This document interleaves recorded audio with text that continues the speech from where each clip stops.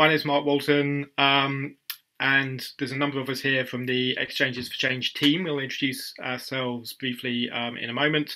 But in this session, we're going to share with you our experience of the Exchanges for Change programme, which is a programme of work, of action research that arose out of the CTRL-Shift coalition. We're going to share information about the project and then go to breakout rooms to explore what a similar programme of exchange and relationship building and capacity building might look like where you live. Because this is very much a kind of a research and pilot project. So in the spirit of skill sharing and exchange, we are going to share our experience of this with you, but we'd be really keen to hear your own perspectives and viewpoints as we kind of use all of this information and all of this process to hopefully shape something kind of bigger, which can be undertaken in other places and build on this learning. So before we kick off, I'm going to ask all of the team to just briefly say hello. But whilst we're doing that, can you also type in your name and kind of what you're hoping to get from this session whilst we all introduce ourselves. So Sarah, do you want to kick off?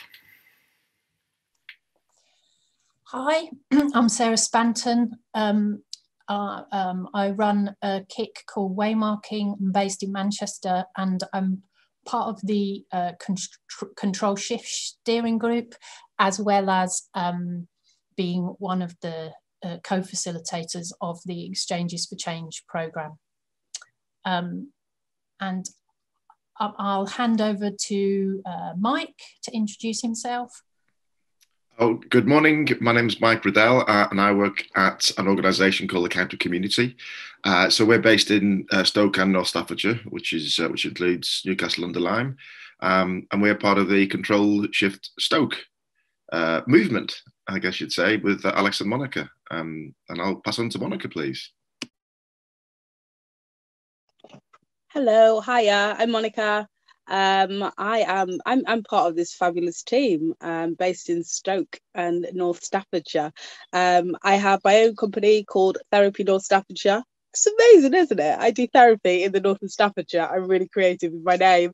But yeah, I look forward to talking and sharing with you a bit more. And I'm going to pass it on to Alex, please. Hi, I'm Alex. I work for an organisation called Unlimited, which is the Foundation for Social Entrepreneurs. I'm not going to say too much more about that because it will eat into what I'm going to say in a minute.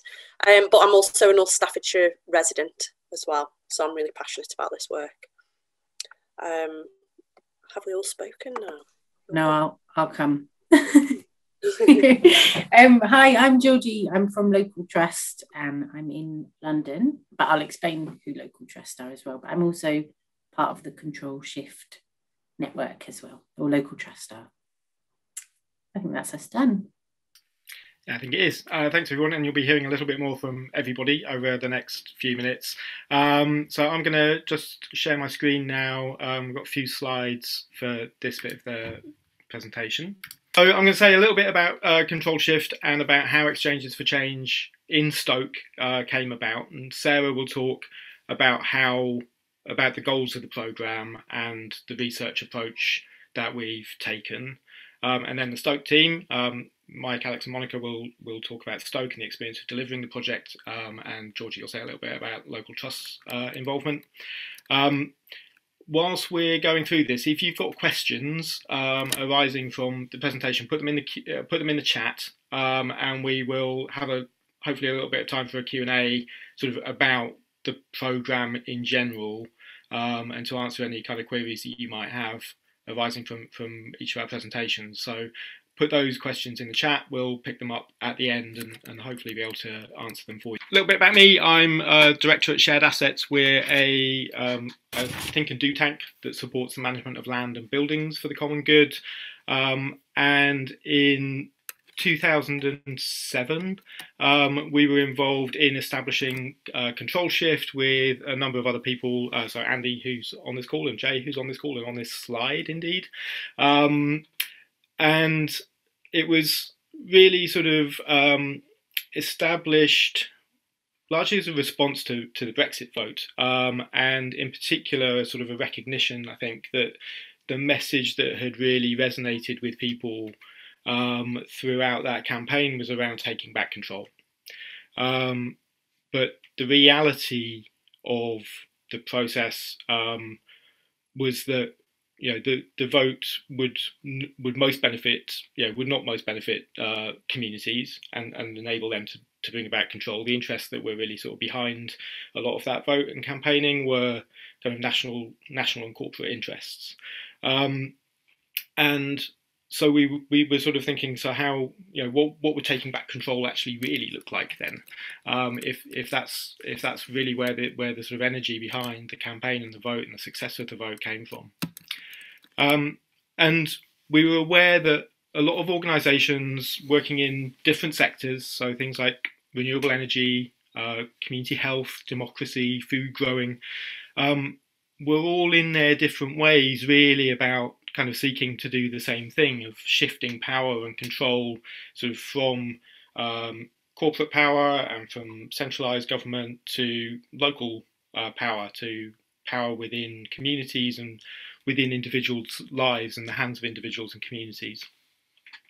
But we're all working in quite siloed ways and kind of working within our kind of themes. So kind of we work on land, other people working on democracy, other people working on health, and we're not really connecting with each other around this issue, around kind of this theme that runs through all of our work around shifting power. And frankly, we were sort of losing ground really to political and financial interests that didn't really have the interests of our communities at heart. And we're not just sort of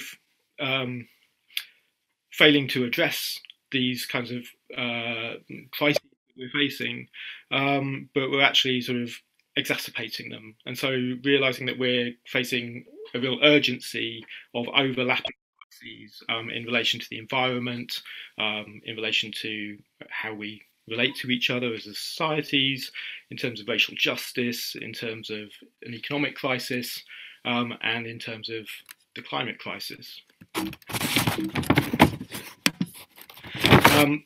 And this sense of urgency drove us to wanting to act fast and big, and at the heart of places that were most marginalised by the current system, and who had evidenced their support for Brexit, so kind of were most hungry, if you like, to take back control.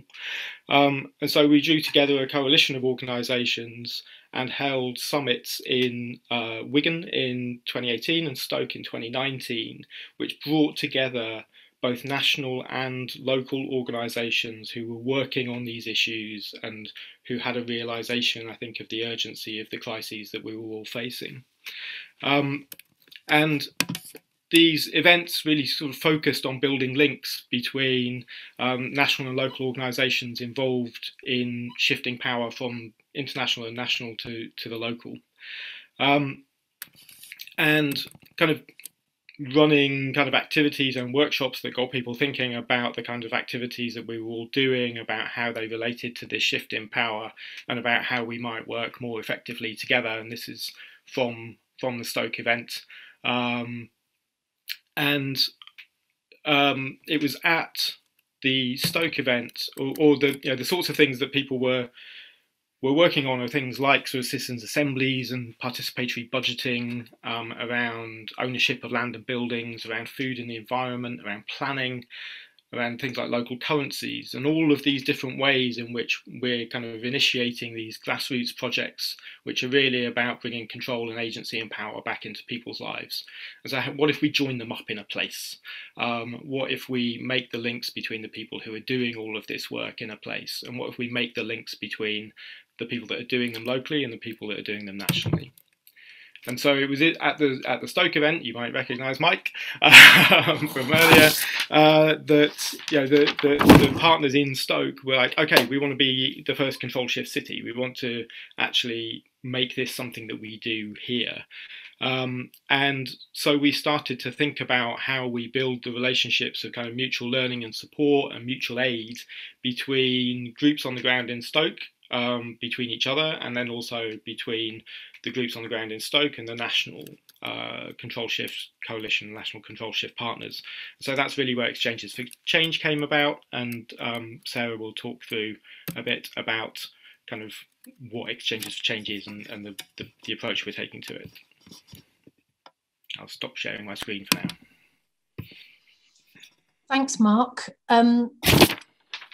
So for the new people, I'm Sarah Spanton. I work with communities in the areas of community-led planning, regeneration and economic development. But my background is in the creative sector, and I retrained in 2014 to do the work now.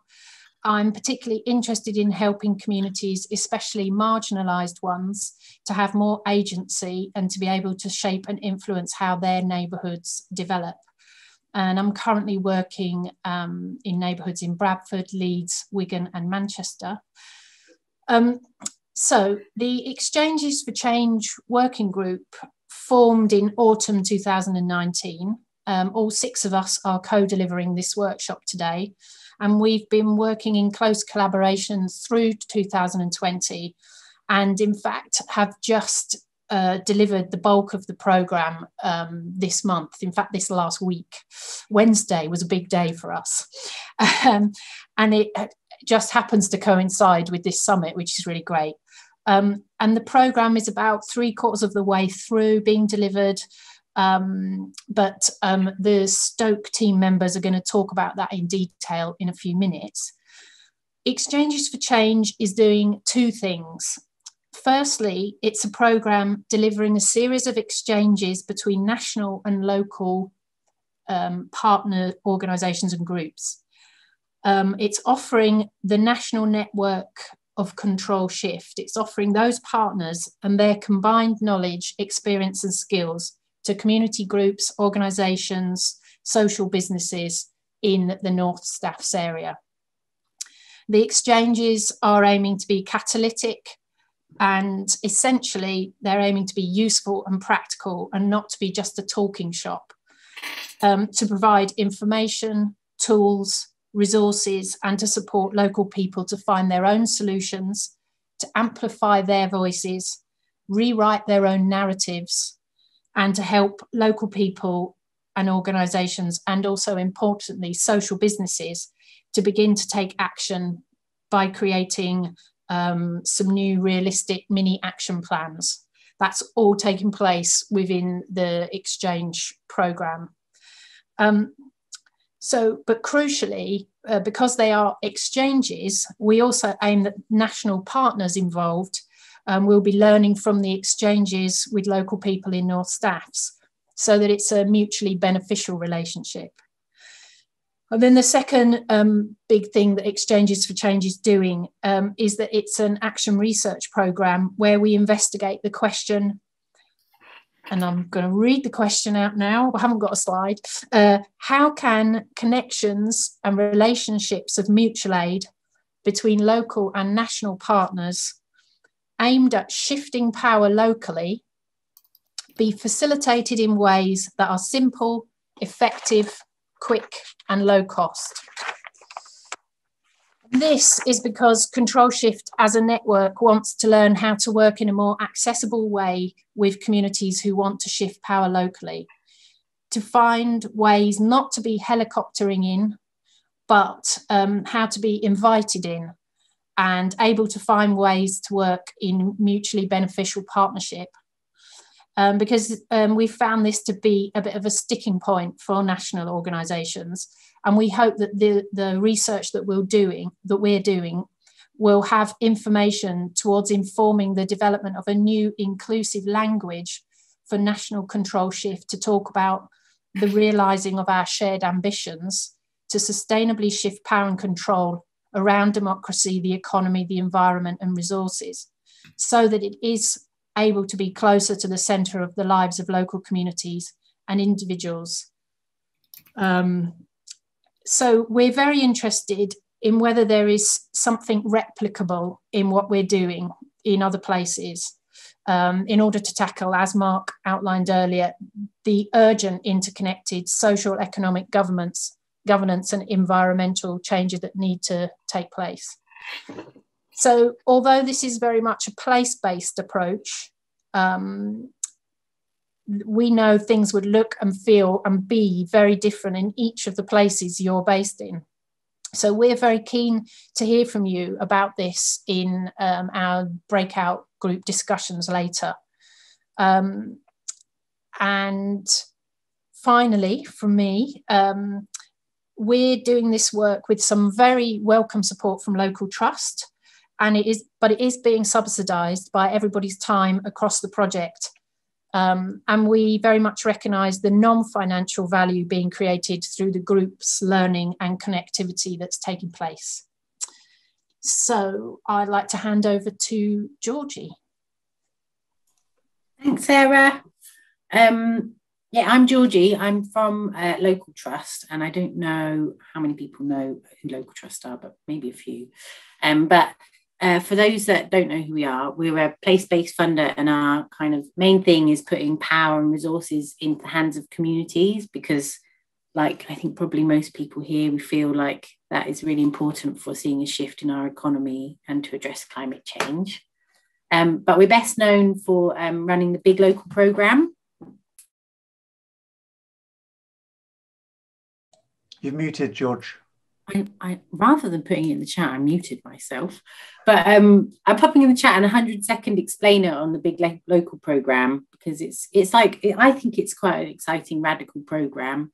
It saw unrestricted funding of over £1 million given to 150 places across England for residents to decide what would make their community better rather than outside organisations. So as well as running the Big Local programme, we spend a lot of time talking about the importance of community power and researching it, and calling for a massive investment in communities through our policy team. And we wanted to support this project because this project is about how do we create light touch ways of building community power and helping people to create a vision, and in particularly not bringing outsiders in. And it seemed like a really exciting way to learn if there are light touch ways to do that, which Sarah has kind of explained already, so I won't go on.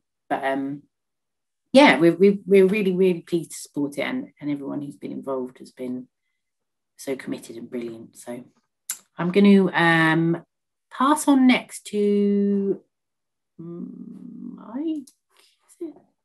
Alex. Yeah. Alex. Sorry, Alex. Next to Alex.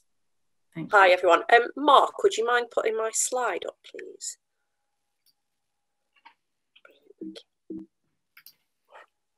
Thank you very much. So I'm Alex. I'm from Unlimited. For those of you that have joined since we did the intros, it's the Foundation for Social Entrepreneurs. It's a national organisation that finds, funds and supports social entrepreneurs of different stages. And this control shift work really coincided with Unlimited's commitment to working in place. So we've, as an award manager, we were asked to go out there and identify some areas that we could work in to provide a little bit more resource to support a network of social entrepreneurs. So I just wanted to tell you a little bit more about Stoke-on-Trent and North Staffordshire. When I started working at Unlimited, I was really surprised that people didn't know where it was or anything about it. And immediately when they heard my voice, thought that I was from Liverpool. So that's quite interesting that it's sort of quite low profile, and it sits in between some big kind of city regions. So when we're talking about Stoke and North Staffordshire, if you look at it from the air, it kind of all melts into each other, but Stoke-on-Trent is a distinct city, and we're also working in the wider North Staffordshire conurbation area, which also includes the town of Newcastle-under-Lyme and also the Staffordshire Moorlands areas as well. So they're all quite different. You can see from the map, I know it's quite small, but it's quite a long, thin city, and it's actually a federation of 6 towns. Which is great in some ways, but really kind of tricky in other ways, because each town has got its own distinct area. And when you're looking at resources for regeneration purposes, it's really difficult to actually pinpoint where to put the resources. It's got a population of around 260,000, so it's fairly small for a city, and it's actually got a shrinking population. So there's a huge issue with brain drain from the area, where the bright young things tend to trip off to Birmingham in the south, which is about an hour away, and Manchester in the north. So we've got an ageing population, kind of this legacy of deindustrialisation, as with many kind of northern and Midlands cities. So you may know the names Wedgwood, Minton, Spode. So in my lifetime, it was very easy to get work in North Staffordshire. You could literally go to a place and say, "Here's a job," and you could get one.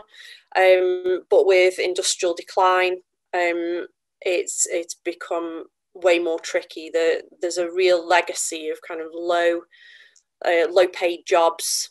There's lots of warehousing just because of our central location in the country. Low levels of skills and literacy, as well as low aspirations and confidence. So I think people feel that they've always been done to. An example is the housing market renewal programme, when people were told that their terraced housing was obsolete. There was a massive clearance programme, and then the money was withdrawn. So there's real kind of done to, which has resulted in apathy. And we're always kind of told that it's one of the crappiest places to live. It's the most unhealthy place to live. So there's all this kind of external narrative that's telling people that this is a bad area, and that they shouldn't really be proud of where they're from. However, there's this huge untapped potential. As a resident of North Staffordshire, that certainly doesn't correlate with how I feel about my existence living in this area. It's a really green city. There's lots of opportunities to really be able to get into some great quality countryside. We're actually the kindest city currently in the UK, apparently. And there's this huge untapped potential of people who really don't value themselves or the work that they do. There's a massive kind of informal mutual aid network of people that don't really connect particularly well with each other, I think, just because of the nature of how the city is. And, you know, you get some people who live at one end of the city who would probably never even travel to the other end of the city. It's a little bit parochial. All of these things, I guess, are also issues in other towns and cities that are similar to this, sort of post-industrial areas. From the point of Unlimited, we wanted to work in this area just because of this untapped potential. We could see that there were people who were potential leaders as well as social entrepreneurs who weren't really connected with each other. And that's the work that we've been doing to try and create networks, develop agency, which is now here in Bags, and also to connect with national organisations like the CTRLshift movement, which I think will raise aspirations for people in the area and look at what is possible. And so with that, I shall pass you on to Mike, who's going to talk a little bit more about what happened post CTRLshift Summit. Thank you, Alex, and good morning. So my name is Mike Riddell, and I was an award winner with Alex some 4 years ago now, I think, for a concept called countercoin. So it's basically we began with a token, a currency that valued people's contribution to their community groups, and we soon realised that plastic was out and clay was in. So it's symbolic, really. We're becoming a digital currency, but we're also a collective, and we're called the Counter Community. So we're a collection of 22 community groups and good causes that are basically wishing to unionise, is the way I've kind of described it to myself, so that we can leverage our collective bargaining and purchasing power. Our mission is to simply put food on the table of frontline community groups, which is increasingly difficult in the this is the age of austerity. So I was involved in Wigan, which was great. Great to see Mandy on the call here. I call that my hometown, but Stoke's very similar. So when I moved to Stoke, in business terms, it was a very similar culture and mentality with very similar problems. So the second Control Shift Summit took place in Stoke at Spode. And at the end of that summit, a bunch of people, local people, we got around a table and we agreed to become the first UK town to shift control, power and decision making away from London and towards Stoke and North Staffs. And that was about 2 years ago. So we've been working on that ever since. And from the local Stoke and North Staffordshire perspective, there were a number of themes that we wanted to explore with the help of local trust and shared assets and waymarking. And those themes are, you can see there, making and selling. This is an action research project. So the first theme was making and selling. So how can we build on the areas making heritage to provide opportunities for skills, training and employment? And Indra, if you know Indra, she was one of the, I think, founders of Control Shift. She's been brilliant. So this is about producing things that we can sell. So it's really about linking it into the economy. We recognise that that there's a shift needed from mindless consumerism to mindful consumerism. So well-being is a big part of the making and selling. Democracy. How do we organise and make decisions locally? Ches Hall's been brilliant, absolutely top class. So we're with Alex and her work at Unlimited, where we are developing a vehicle, I think, which we hope will become a cooperative to represent the interests of the members, and obviously democratic decision making and participatory involvement is critical. It's an experience really that isn't given anywhere else, and we think if we get the democratic bit right, that we can really make it an experience that people will just flock towards. Value. So such an important word. I don't know if anybody's seen Mark Carney's new book out called Value. We're interested in how in discovering how we can redefine what we mean by value and shift the goals of the local economy. And Kate from Hull and East Riding Town Bank has been brilliant again on that one. She's an expert in mutual aid, and I first met Kate many years ago with a thing called Hullcoin. I don't know if you remember that. So value is really important to us. What's of value to us? How do we define that value? How do we measure that value? And how do we parcel that value up so we can invest in its creation? Well-being and caring. So how can we develop a peer-led process of care and well-being? And Hannah and Emma from Equal Care Co-op, again, have been brilliant. And planning and regeneration. Arts and culture, where do they fit into planning and regeneration? And obviously that's our Sarah, who's been leading the charge on that one. So this whole project really is about, what are the jobs that we can do that the robots can't? How do we organize? How do we make the case for investment into the front line to stimulate collective action activities? How do we do that in a way that is under the radar, that we don't get stopped? How do we make it a broad church that is attractive and appealing to all the sectors? Because we know we can't make the change by focusing on one sector or another. We have to go across sector, but you'll then face with the status quo, and inertia is a huge force. But we haven't given up. We aren't giving up, and I think when you hear Monica talk, you'll understand that we've got some great people in the team that are exhibiting some tremendous leadership, as I think everybody on this call is. So with that, I would like to pass on to Monica. Hello, hiya. There's always that little awkward moment where you're like, frantically tapping at your unmute button. Hello, everybody. I'm Monica. I am based in the north of Staffordshire, and I do therapy. So my business is called Therapy North Staffordshire. I put what I do on the tin.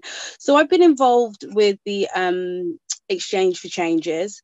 I haven't actually been involved since August 2019, although I did go to the Control Summit. I sort of properly got involved, like officially, in 2020.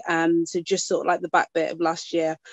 And it's been really, really brilliant, actually. Quite an invigorating, concept to be involved in, because I suppose that now more than ever, we really need to have a focus on our right to liberty, our right to, stand in our own power, our right to assembly. All of those things are really quite sort of like rife at the moment. So with regards to the exchanges that we held in Stoke, we started them on literally the first week of the What's Next Summit as well. So it was quite monumentous as well. We've sort of like been doing the exchanges alongside the summit. So yeah, there has been a number of some exchanges that have taken place. They have been beautiful spaces where we have allowed, not allowed, but we've had sort of like, so Mike has mentioned the sort of leaders or the change makers in each of the themes that have held the space for people and just allowed these fruitful conversations to sort of really take place, which has been absolutely beautiful to sort of be able to allow that space to create, because not always people don't always give themselves that space to actually just hold those conversations in such a way. So if I just give like a bit of an overview then as to how we actually did the exchanges. So in essence, the exchanges were a bit of a presentation from each of the speakers where they spoke about how each of their themes, they have applied it within the work that they do.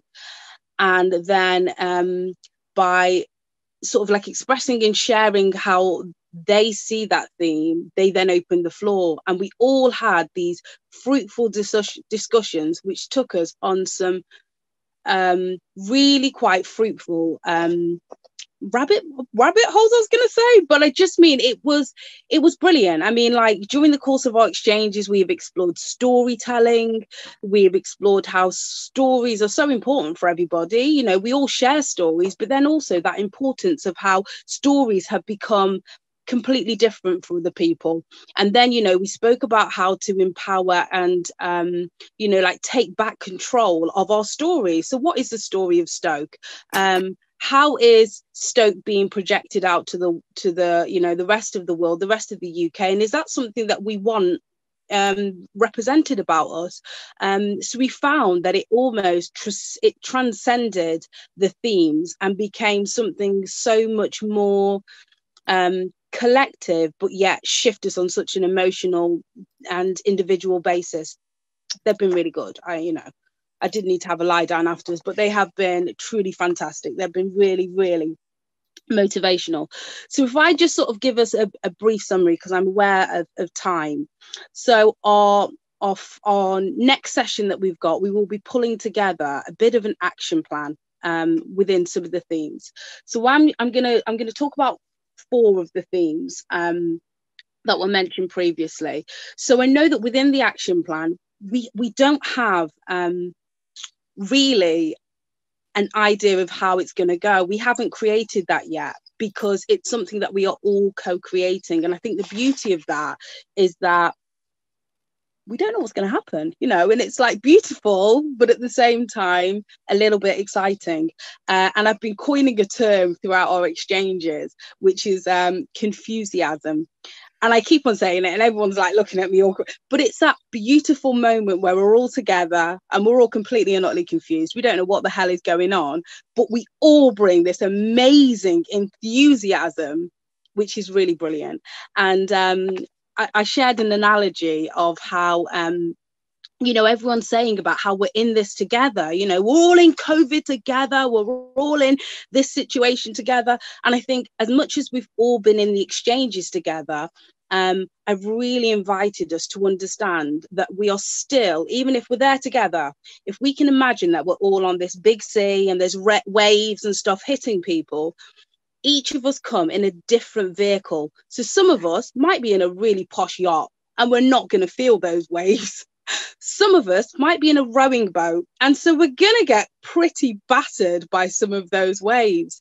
And I think it's just that understanding that between, the 55,000 foot yacht with a swimming pool and a climbing frame in it and everything, there's going to be, to the other extreme where there's, probably me in a rowing boat with one oar, actually, that's being affected by it in a different way. And I think that's what all of us have really invited everyone to take on board when doing these exchanges. It's just that consideration that everybody's in a different space.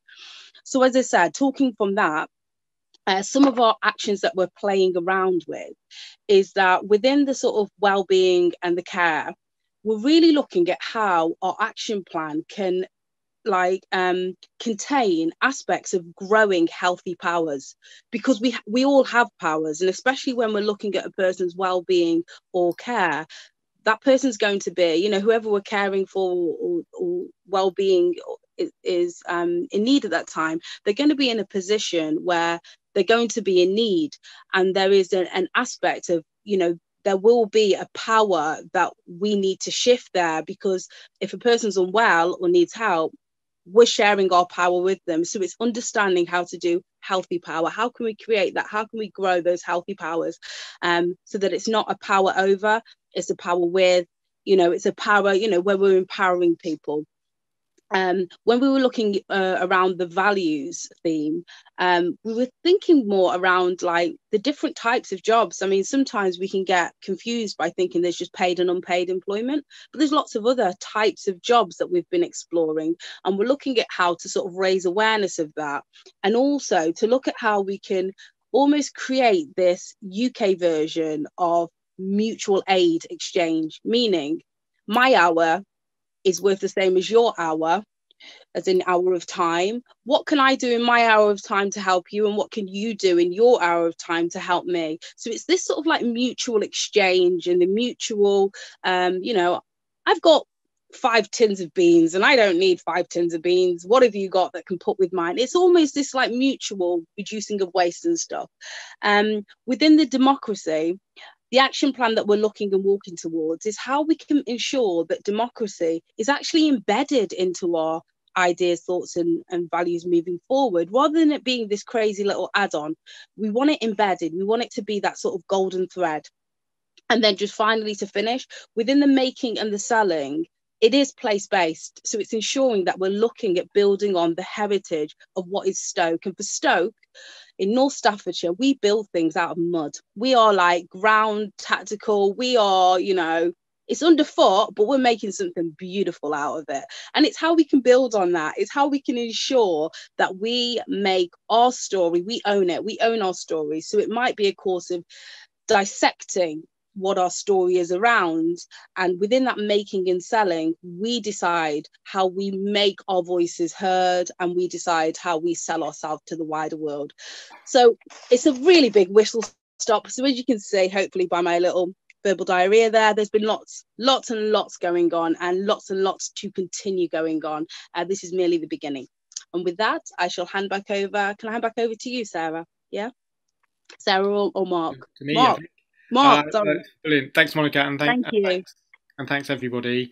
I've seen a few questions coming up in the chat. I know, Georgie, you've been keeping an eye on those. Is there anything you particularly want to pick out? I reckon we could probably do a quick run through them all. So Jay's asked if there's a development trust or similar in Stoke, and if there's much. Jay, I'm paraphrasing the question here, but also if there's much any asset-based community development work going on in Stoke. So maybe that's one for Alex or Michael. Alex, yeah. There is an interest in asset-based, and I think fundamentally at the heart of what we're doing, we are asset-based developers anyway. As but there is a lot of interest, obviously, in that kind of technique, I suppose. But also, there isn't, Jay, a development trust. It's an interesting thought, actually. We could, yeah. What do you think, Alex? Yeah, so we've got a couple of organisations that are, I would say, asset based, but we certainly haven't got a development trust. And I'm sure that maybe the network that we're creating might incorporate some of that type of activity. At the moment, there's lots of little organisations doing little bits of work locally around assets, you know, kind of as Monica alluded to, with the kind of exchanging of skills and time and things like that. But actually, there's no coordinated area-wide formalised organisation yet.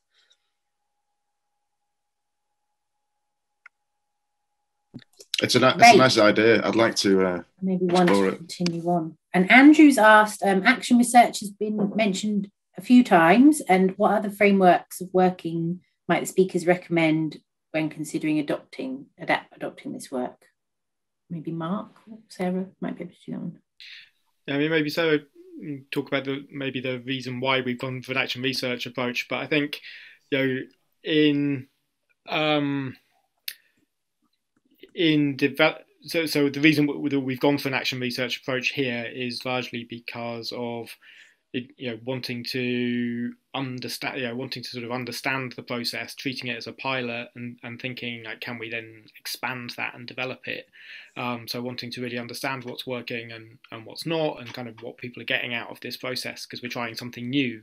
So we're sort of coming at it with a questioning perspective, I suppose. But I think, you know, if we were then to sort of then expand that and roll it out, then we might want to think of other framings for this, and that might be, you know, around things like, you know, like shifting power, for instance. So is it an empowering process rather than an inquiring one, which this one currently is. Hopefully this is both. But yeah, I don't know, Sarah, do you want to pick up on anything there? Yeah, I'm not sure that at the moment we're using particularly sort of other people's formalized frameworks, really. We're sort of inventing something through the process, particularly of the six of us all bringing our different knowledges to bear, I suppose. But also because we haven't quite finished this process yet. I guess it's probably got about another month to go, and then we're going to be reporting.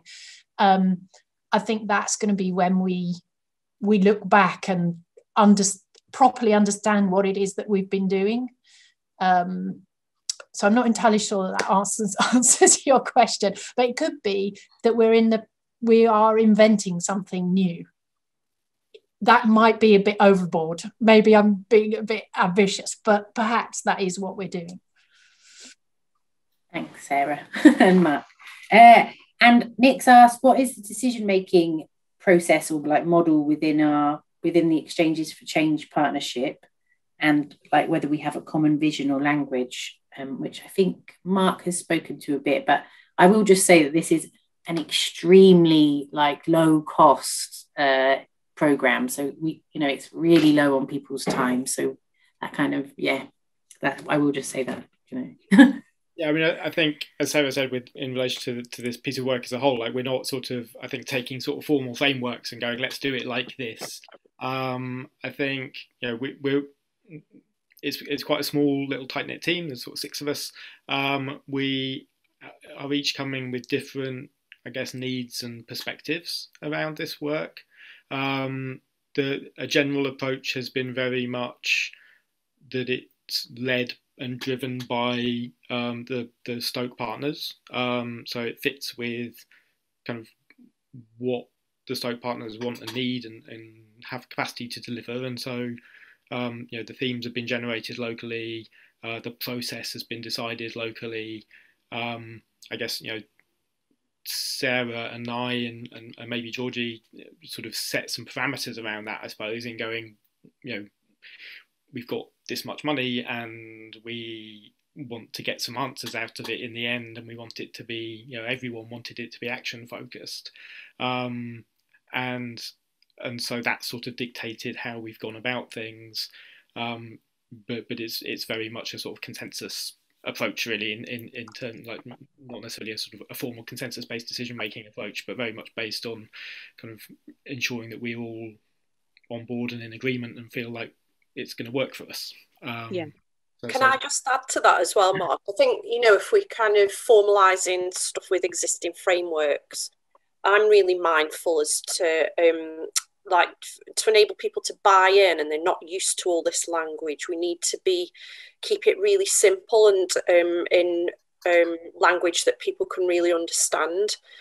So as again, not to contribute to that prescribing what we should be doing, it's about asking questions to find out what the actual people that are involved in this want. Can I just add as well? Sorry, we're just all adding. But can I just add as well? I was going to just mention that I suppose it's very much an invitation as well, because, I had shared about the different vehicles that we're all in. It's understanding that for some people, the idea of control is actually really scary, because it's like, there is this sort of historical ideology that there is no control, and things are done to people within North Staffordshire and Stoke-on-Trent area. The voice and the participation is very low because there is an expectation not to be heard. So I think throughout this process, it's not only been exchanging, it's been actually helping people to discover or rediscover their voice, because lots of people have stopped talking because no one was listening. So it's almost like presenting as we're here to hear, but then also inviting people and showing them how to speak and articulate. So I think it's been very exploratory as well, because throughout it has been it's shifted and shaped, because as we've contributed and as we've discussed things, it's enabled people to, I constantly talk about trying on ideas. So people will try on ideas. So we're not prescriptive in the sense where you have to do it this way. It's an invitation. Would you like this? We try it on. Does it feel okay? Does it fit with me? No, it doesn't. Yes, it does. Tweak it in this way. So I think it's been really exciting. As I said, enthusiasm all the way through, but everybody has turned up, they've showed up, they've been accepting, open. It's been brilliant. We use I use a pace. I speak of pace, and it's coming with being playfulness, being acceptive, being considerate about everyone else's emotions and where they're at, and showing empathy. So with all these different things that we've kind of tried to embed and create within the space, allows us to play a bit and to throw things up and be okay with that, and just seeing where things lie. So that's kind of our format. We're flowing. Mark, thanks, Monica. That was really brilliant. Have we got time for a few more questions? Or I'm happy to let this go like a few more minutes, and then we'll have slightly shorter breakouts, like maybe 20 minutes. But yeah, this feels like there's some good questions, and they're generating interesting responses. So Roxy just asked about whether our case studies and how we process them, how we're going to document our process, and if we already can see how this is leading to a power shift. And I think we've already said it's a bit too early for that, and but Sarah and Mark are doing a kind of evaluation of this work. I think quantifying a power shift is also quite hard, but we will have some like case studies and of what comes out of this work, and I think Local Trust will do some kind of report or blog or something to communicate it more widely. And then I was just going to say, do you want to? I think also, like, we very much see these exchanges as purely the little initial catalyst. Yeah. So I think that it will be the sort of proof will be in the pudding, in a way, of what happens in the next year, whether people do set up additional partnerships, go on to do particular things together that they wouldn't have done had they not met through this, whether, for example, a group, some people say, well, we want to work with Kate MacDonald, we're totally into that, we want to find funding and do more work on it, so that's part of it, is we're sort of I don't know, winding something up and then setting it off, and we don't really know quite where it's going to go. So I guess that we're definitely with the losing control vibe. I think actually Roxy asked if there's a consent-based decision making, or like what our decision making model is in this. But I would say that, building on what Sarah's just said, this is the start. So I don't think that there is a model decided for how that group, whatever it becomes, would communicate or make decisions. I think that would be up to them to decide in their next step. Does that feel right for everyone? Yeah. And Jay asked, this is probably one for Monica and the Stoke team, in terms of developing a new narrative, how are you reaching, and for Stoke, how are you engaging, convening and reaching people?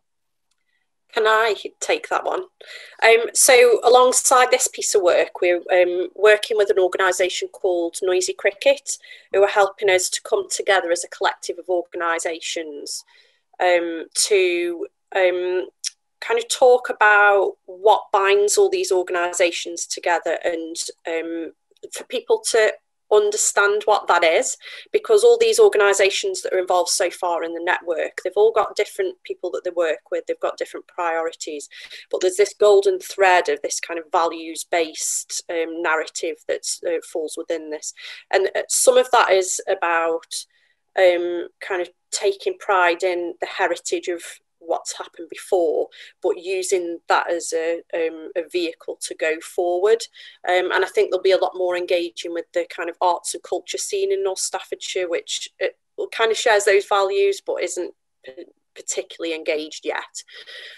So this piece of work is kind of in its infancy. We will be using those messages as a tool for storytelling to engage with the unusual suspects, because I think at the moment we've been talking to people who say, yeah, we really agree with this, but actually to make change, we need to lobby those organisations that've got a bit more power and resource. Even if we don't want to work within that kind of environment, we recognise that we've still got to try and bring them in, I think, because they are the ones that can help us to create change in the area. So in terms of rewriting the narrative, that work is happening, but it's still in its infancy. Has anyone else got anything to add to that? I was only gonna add as well. So you guys can tell I am the creative arts therapist amongst us all, because I'm always like a bit fluffy with everything. But I think what we've really worked on, and what's been really quite amazing to see so quickly, is the change that people have made within themselves. And I think that has been the most powerful shift that I've sat there, and we're in the sessions and you'll see something click in a person and them go, wow, oh God, that just resonated with me like brilliantly. And that there's been a shift in that person. So that shift is them being the change that they want to be. I mean, it's a classic thing. We all hear it, to be the change that you want to be. But sometimes it's so difficult, especially when there's nobody role modeling that. So I guess that just fundamentally by each individual changing and us collectively all changing towards being something that we want to be, if we've already created a change, we're already making a flow and a movement, it's how we can maintain that and keep it going. Because one little ripple isn't going to do anything. We need that little bit of a tsunami to pass through Stoke-on-Trent. So it's lots of those little ripples that we're noticing. So yeah, we're just in the middle. We're in the midst of it. But yeah, I think that to me is definitely what we're seeing at the moment, creating that individual change. Brilliant. Thank you, everybody, and thank you for your questions and for everybody's answers. I just want to also say that the two online workshops that we've done so far, yeah, one for mayor, definitely.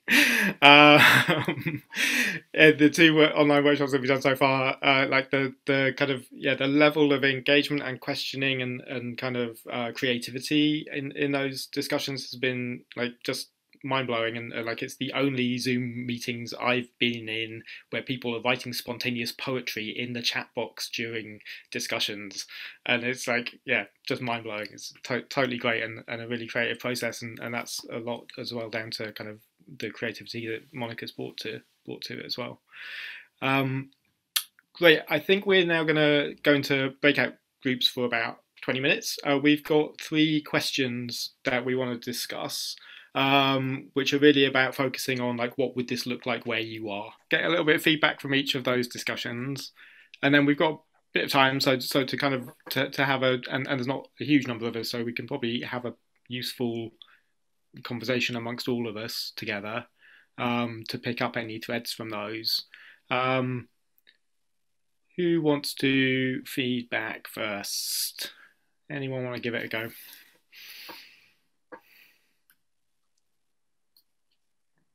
Oh, was that Hilary? You got a hand up? Yeah, I'll have a go at feeding back from Barbara. Yeah, we had a fantastic discussion. It was brilliant. And we ended up talking about how you connect with people and the ideas that came out, you know, a bit like the journey you've got to go on. It's such a long journey. You can't just say, come and talk to us about you know, reshaping your community. You've got to go right back to who you're talking to and where they are, and start with connections where they are. Find where people are, go and talk to them. We were talking about the value of doing stuff, you know, making stuff, repairing stuff, gardening, just having something to do where you have incidental conversations alongside it. So this long, slow process of connecting and listening and talking, and we talked about a lot, but it's just, that's a summary of it. We went right back to that point and worked out how you, and then, you know, we hadn't reached where you'd get to in terms of the kind of where you perhaps heading, but we were talking about how you start that process, and it was really, really interesting. It's great. Thanks, Hilary. And yeah, I think so. We didn't answer our question at all, which was like, what have your experiences of peer capacity building been?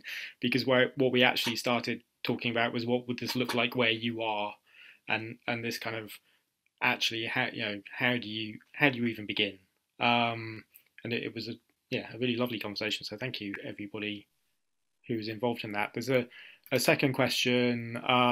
You may also have totally derailed and gone somewhere else, but that's the beauty of these processes. So the second one was, was actually, what might this look like in your area, and who needs to be involved? I think that's really where we focused. But does anyone want to pick up on that from the second group?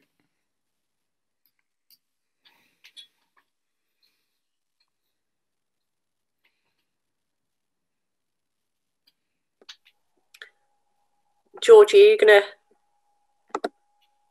Is Georgie there?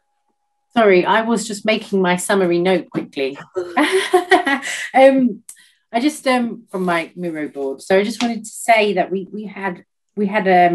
started talking about sort of we started quite an interesting reflection as well, that the big money and big investment in places, or like kind of council-led change, can kind of distort community power and kind of not necessarily give people the agency to lead. And we talked about how important it was to find and support people to step into their role as a kind of civic leader, and then to the work to connect people who want to do that work is really important, and finding agencies that can support those people. And then Jay sort of set out a bit of a journey of where that could go that was quite exciting, from kind of doing that connecting to then moving towards community wealth building. And we also had a bit of reflection on how that work can be done when you're in lockdown, like Mark might be for the rest of the year in the Netherlands, and how you start from a remote kind of place, way of doing that as well. I'll pass the next group. Yep, next group, and the question there was around kind of what would local themes be, and specifically in relation to kind of economically marginalised members of your community, in terms of the sort of shifting power there. Does anyone want to feedback on that? Does anyone want to feedback from the group? Or I can do it. but I'm quite happy for someone else to do it. I don't think I'm getting any volunteers. Okay, so we investigated where everyone was based, and we had people, Nick from the Wirral, other Nick from Hereford, and Roxy from Teignmouth. And then we looked at some of what the themes are there, and that included in Hereford reclaiming identity, a sense that at the moment it is still kind of using sort of rural iconography around things like cattle and apples, and yet these are not really anchored in what's happening down at a community level. And in the Wirral, that it's a peninsula of two halves, with a kind of a more rural affluent side and an industrial economically challenged side, and there's quite a disjuncture there, and so the issues are how to work across and mutually support. Roxy was talking about needing for the sort of social enterprise networks and community development organisations to work in partnership with local authorities and to find networks and allies within those local authorities. And also a key issue around wanting to work around community wealth building, particularly progressive procurement. And then we talked a bit wider about the sort of barriers and challenges, and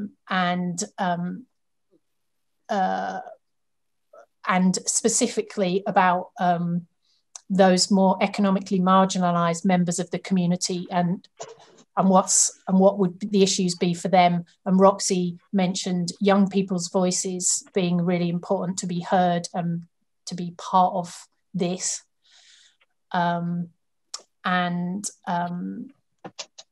Nick talked about jobs in that part of the Wirral. And then we had a couple of very interesting points relating to planning in Hereford, where the house building that is going on is more for retired people who come to the area, and it isn't providing for people who actually need homes from the more deprived parts of the, maybe providing apartments or smaller properties. It's all the big homes. And also a very interesting point around the LEP, the local economic partnerships, and how they have a lot of good rhetoric, but actually what gets delivered isn't what's needed. Things look very promising, but then stuff doesn't get traction. I think that was it.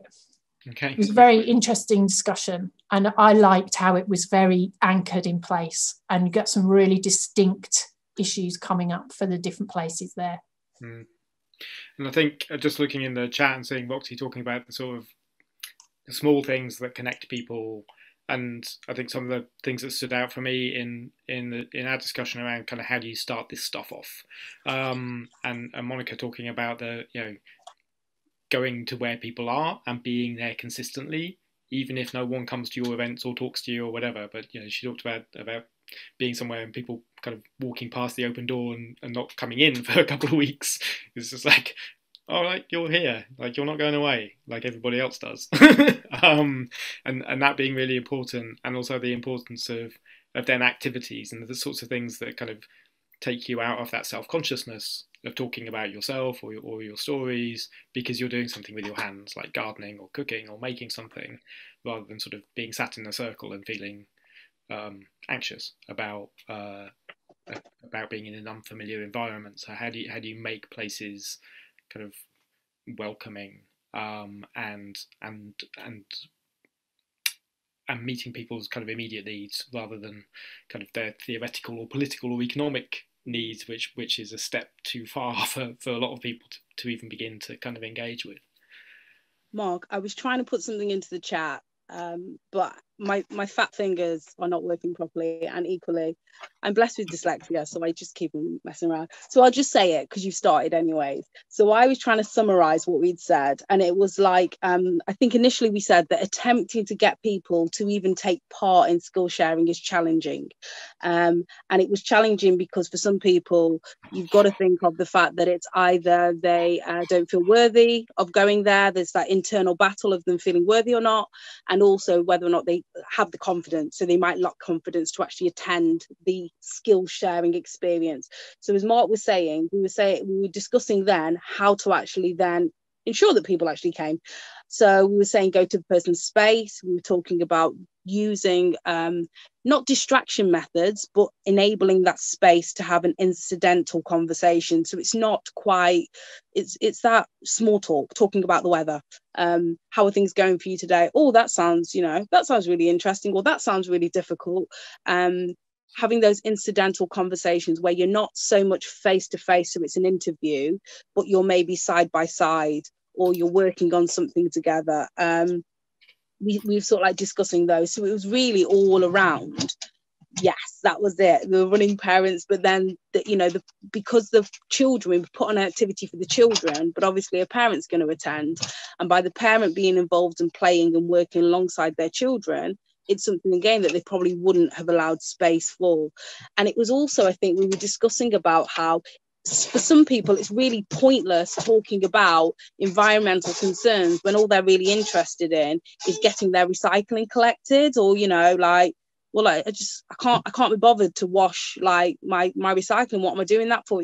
But then it's understanding and breaking down that unless you wash it, it's really simple. If you don't wash it, then it'll probably get rejected, which means it'll go to a landfill, which means that there'll be really disgusting toxic gases. It's sometimes just breaking it down so it affects their world, because for some people, they're so absorbed by their own world that they can't see the bigger, higher picture, because right now, they just want to feed their kids, or right now they just want to have a way to go outside and access green spaces because they're stuck inside a concrete jungle. So for some people, their reality, it's enabling them to connect to the wider picture and see how it will affect them, and it is only by going to a person, understanding their story, that we can make those connections and those links. So yeah, we kind of spoke the step before actually doing a skill sharing. What do we need to do? I could never have written that up. Do you see what I mean? I was struggling to write that up. It's okay, you have other talents, Monica.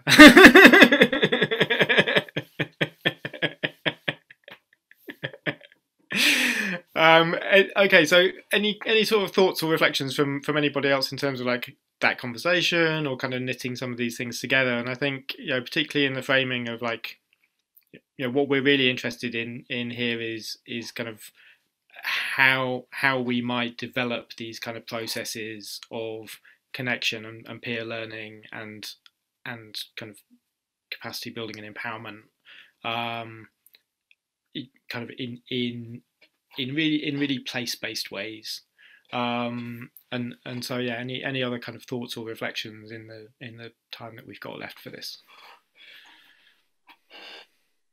I think the one thing that I'm keen to explore and push further is this relationship to collective action activities and the economy, particularly in these quote unquote left behind areas that we work in.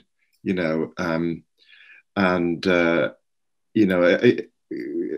is the next question, basically, about the local enterprise partnership. I think understanding what their challenges are, is a good beginning point, because if we can understand what their objectives are and try and position what we're doing to kind of support their objectives, then we'll end up bringing them on side. So take, for example, our local enterprise partnership. It's got the third worst productivity in the whole of the country.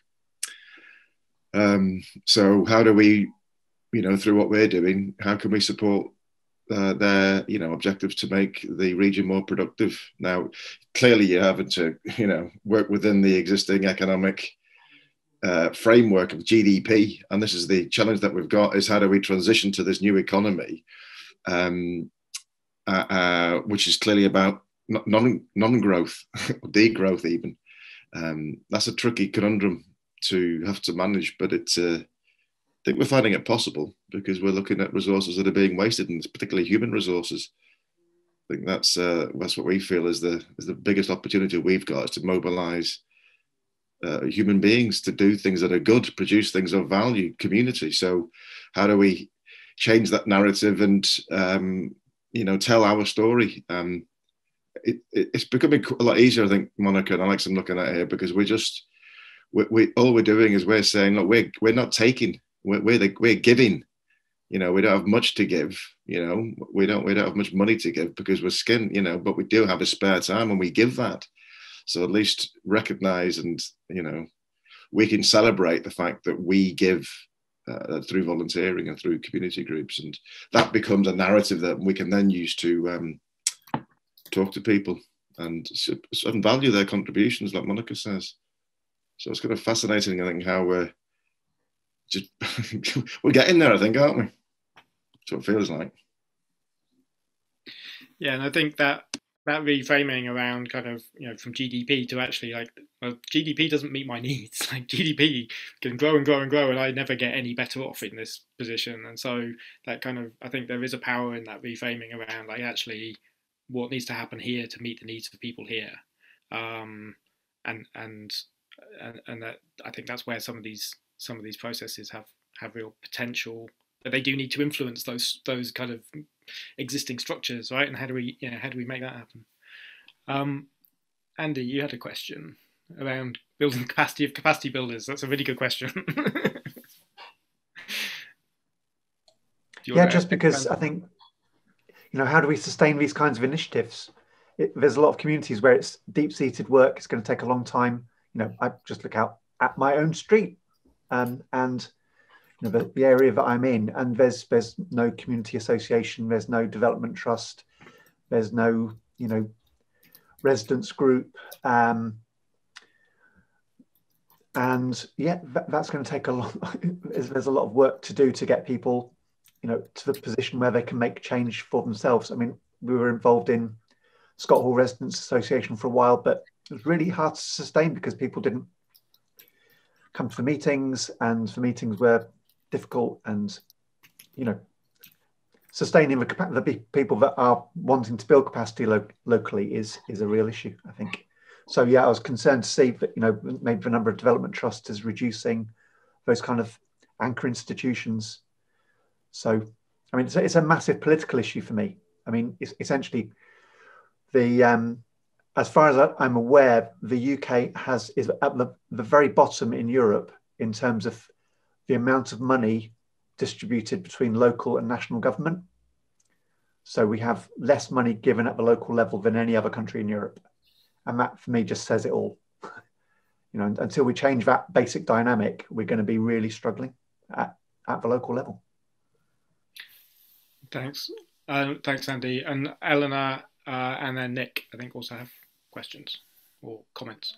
I may have missed earlier when we were talking about the heritage of Staffordshire, pottery. I was just wondering whether existing business structures were adequate for expressing that, or whether some of them had turned to co-ops or community businesses or social enterprises. That was my first question. And secondly, mutual aid. I've not come across it before the pandemic, but I've seen it in my area because of the pandemic. And it just seems like it could be a good thing to have more of in the borough. What I don't know is whether it is always street by street, which is what I'm seeing here, or whether that just happens to be one model, because more streets in my borough having mutual aid would help a lot of these conversations and possibilities. So yeah, 2 questions there. So it's Alex here. Is it worth me just talking a little bit about the pottery industry and how it is at the moment? Yeah, I think that would be good. Yeah, so obviously in years gone by, it was a huge machine, and it was exporting out to the world. In the sort of 1980s, early 90s, a lot of those big factories closed. There's one that's called Steelite that does like hotel wear at the moment, that's quite a big employer, although sort of periodically they do make redundancies. The pottery industry really is more like an artisan type setup with lots of small creatives working independently. They're kind of more aligned to the local arts and culture scene than the business scene, I would say. And in terms of their survival, I'm not quite sure the longer term sustainability of that. It seems to be working well in that regard, and it does actually bring people into the city. People are interested in the pottery industry, and that's probably one of our main sources of tourism, is people that come in to look at the pottery factories. Does that answer the question? Sorry. And I think on your question about mutual aid, I think Kate McDonald did a great, the work that they're doing in Hull is a really interesting example of how they're kind of making mutual aid a citywide thing. So kind of looking at how organisations and individuals can support each other with value other than money. So money becomes an exchange of last resort rather than a first resort, through creating processes and platforms and mechanisms and cultures of exchange and mutual aid. So I think the work that Kate's doing in Hull is really interesting around that. And Nick. Yeah, I just wanted to contribute following what Andy said a moment ago, which certainly resonates with me, that, the question about how you develop continuity. One of the things I mentioned in our group was that the voluntary sector in Herefordshire, accepting that Herefordshire is not necessarily the same as everywhere else and has its own unique position of, what's the right word? Well, we tend to feel dominated by all sorts of other places and structures. We're not very big economically or in terms of population, very rural, agricultural. But the voluntary sector was doing reasonably well until about 2013, and there was quite a high degree of interconnection. Some people here might remember the Transforming Local Infrastructure funding that was handed out. I can see Mike nodding. Well, I just want to tell two cautionary tales. It's not really a question, I'm afraid. It's really a sort of little bit of experiential contribution to this. Herefordshire was one of those places that on the face of it was lucky to get the bung of, was it $500,000, I think we got. It was captured essentially by powerful parts, not partly by the local, partly by the public sector, partly by the voluntary sector, powerful players in the voluntary sector. And the upshot of that was that the project of interconnecting in much the same way as we're talking today, all those little initiatives below the radar and creating a network of networks completely failed because that $500,000 went into totally the wrong places. I'll just jump forward because obviously we haven't got very much time to something that's happening now, which is the Stronger Towns Fund. And again, possibly because we have Tory representation here, Hereford got the offer of 25 million. And without going into the details, because some of it might land me in legal hot water if I say what I know, that process has also been captured so that there was no genuine, in fact, I'll just, for example, the money became available something like this year, the point at which the community was actually told that it had something to say about this was in late August, and we were given something like 2 weeks to come up with our own ideas and bids, which obviously is just ridiculous. And the fact is the process had already been captured. So the point I'm making is that, yes, we want to build continuity in local groups, organizations, and things like that. It is so easy to disrupt that process by getting everybody to chase money that then vanishes. And the whole trickle-down idea, this brings me back to the LEPs as well, the whole idea, when they last issued a public policy, it was all to do with housing-led economic recovery. Well, you could have a very effective housing-led economic recovery if you went and genuinely supported small local builders and stuff like that. But of course, what they mean is Bloor Homes, who parachute in, parachute out, and take the profits with them as they go. So trying to organize something that is sustainable and long-lasting in the face of this kind of situation is truly a challenge where I am. There are green shoots, climate emergency centres, flat pack democracy, trust the people.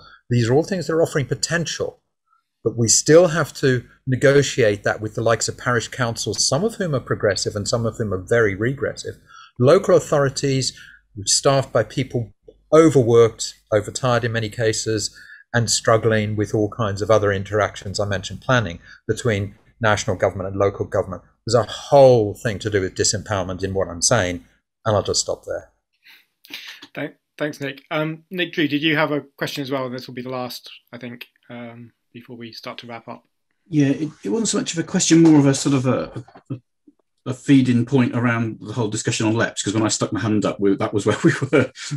But I've spent 18 months working in the Liverpool City Region Local Enterprise Partnership, and between the point when I joined it and the point when I actually sort of physically started, they changed the name from the LEP to the Growth Platform, which sort of didn't sit very well with me, because there's an underlying assumption in that world about economic growth. And on my bookshelf, I've got that. And, but there's just this sort of sense of, we've got a clash of mindset and worldview there. And I think there's only so far you can go with trying to work to, we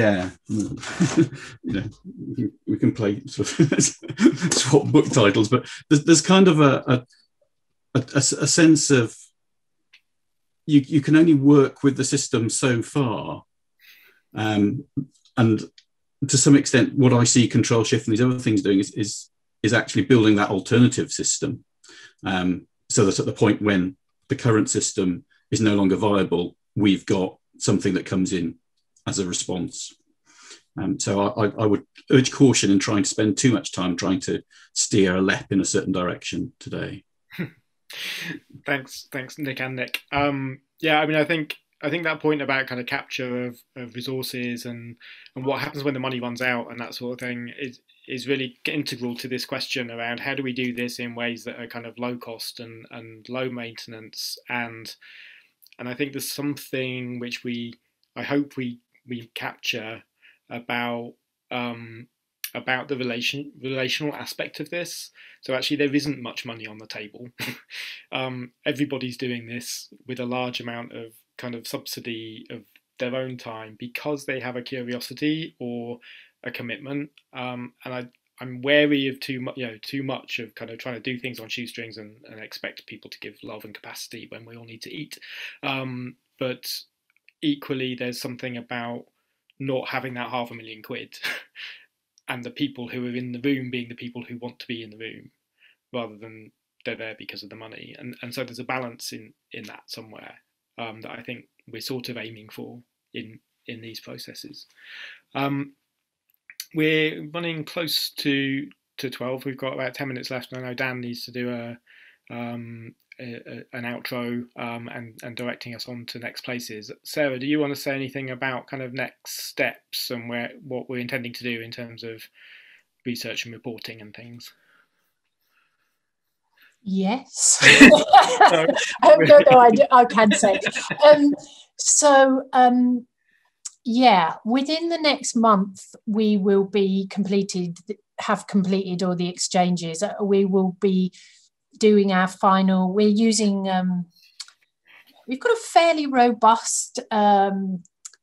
Research framework, and we're sending out surveys to people. We're going to be doing some short interviews with some of the participants, and we've got a sort of a range of sort of participants who've just turned up to the exchanges. We've also got local partners, including people from Stoke North Big Local and Portland In Project, which is an interesting community project based in Hanley in Stoke-on-Trent, and then obviously also to the national partners that have been involved in the working group. So it's quite a lot of people to gather evidence from.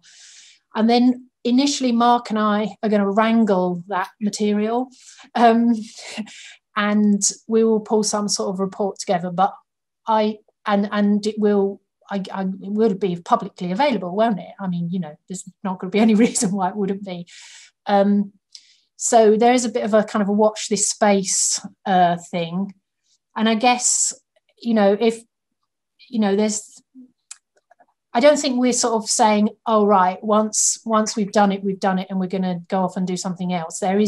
But we don't want to sort of preempt what the next what next might be. But Yeah. I think from a control shift perspective, there will be something coming out of it, going forward from it.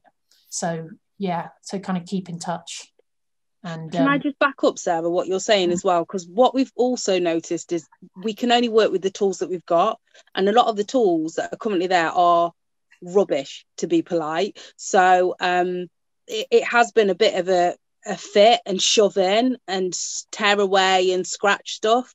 I mean, and even our language, even the language that we have available at the moment, as I said, I mentioned I'm blessed with dyslexia, so I completely obliterate the English language on a daily basis with no fear. But again, it's being able to articulate what it is that we want with the limited English language that we have. And sometimes there isn't words at this moment in time. There isn't a model to actually describe what it is that we're doing at the moment. So we are very much in exploration stage, is what I'll say.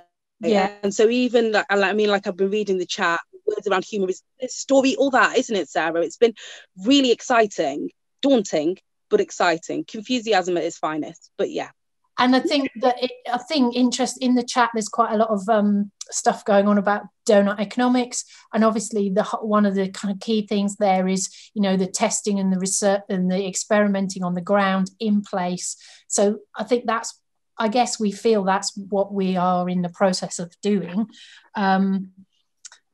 Yeah, there was something else I was going to say based on what Monica said. It's gone. Sorry, it was there. I'm not so good at the ad-libbing. It'll come back. If it comes back in the next 5 minutes, write it in the chat or say it. But yeah, I think we'll wrap up and hand over to Dan to make sure everything stays on track. But just want to thank everybody for your contributions. Thank you, all of the Exchanges for Change colleagues, but all of you for certainly the conversations I was involved in have been really stimulating and food for thought in this process. So it feels like a really useful part of the action research, as well as hopefully of interest and use to all of you as well.